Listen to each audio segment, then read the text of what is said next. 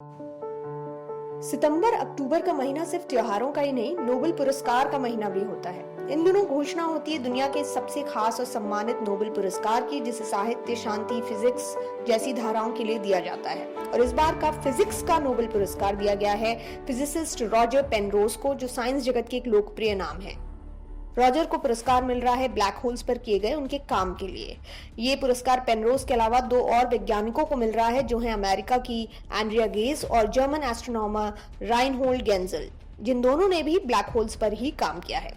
कहा यह जा रहा है कि 89 साल के पेनरोज को काफी देर से सम्मान मिला, जबकि ब्लैक होल के होने की और उसके बारे में विस्तार से लिखने की बात पेनरोज ने 1965 में ही कर दी थी। यहाँ ये जानना भी जरूरी है कि स्टीफन हॉकिंग, महान साइंटिस्ट स्टीफन हॉकिंग और पेनरोज दोनों ने मिलकर ब्लैक होल पर काम किया, और स्टीफन हॉकिंग को अंतिम समय तक नोबेल पुरस्कार नहीं दिया गया। बल्कि ये कहना गलत नहीं होगा कि ब्लैक होल की पहेली को स्टीफन हॉकिंग और पेनरोज दोनों ने मिलकर समझने की कोशिश की। तो क्या है ये ब्लैक होल जिसे लेकर स्पेस में रुचि रखने वाले इतने चकित रहते हैं? इसे थोड़ा आसान भाषा में समझते हैं। ब्लैक होल एक भारी भरकम सामान की तरह है जिसकी ग्रेविटी बेहद शक्तिशाली है, इतनी शक्तिशाली कि यूनिवर्स का कोई भी सामान या एलिमेंट इसके मुंह में जाने से बच नहीं सकता। यहाँ तक कि रोशनी भी ब्लैक होल के भूखे पेट का भोजन बन जाती है। लेकिन ये ब्लैक होल स्पेस में बनता कैसे है? तो जब कोई तारा बूढ़ा होने लगता है तो उसके अंदर खुद का वजन सहन करने की ताकत नहीं बचती। वो धीरे धीरे अपने अंदर सिमटने लगता है और एक एटम जितना छोटा हो जाता है।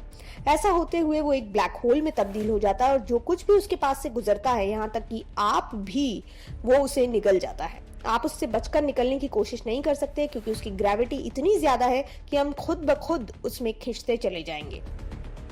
हॉकिंग और रॉजर पेनरोज ने पता लगाने की कोशिश की कि अगर आप इस ब्लैक होल के बीचों बीच पहुंचेंगे तो आपको क्या मिलेगा। आपको मिलेगी सिंगुलैरिटी। सिंगुलैरिटी जो है ब्लैक होल का केंद्र, ब्लैक होल का सेंटर, जहां निकला हुआ सारा सामान मिलकर मानो एक छोटी सी गोली में सिमट जाता है। यही वो जगह है जहां ब्लैक होल की ग्रेविटी सबसे ज्यादा होती है।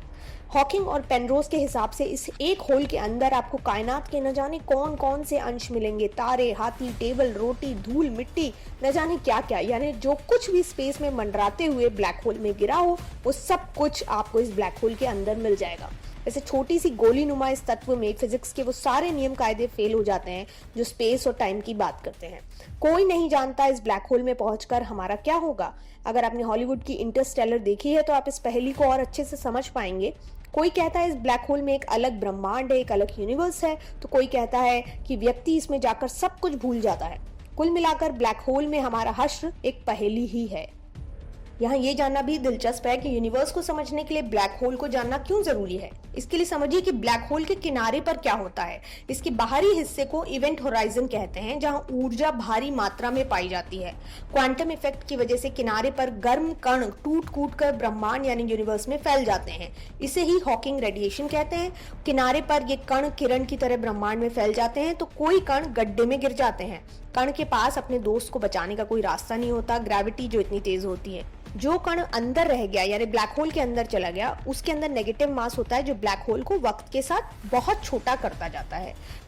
अच्छा खासा वक्त लेने के बाद ये ब्लैक होल लाखों परमाणु बमों की शक्ति के साथ फट जाता है।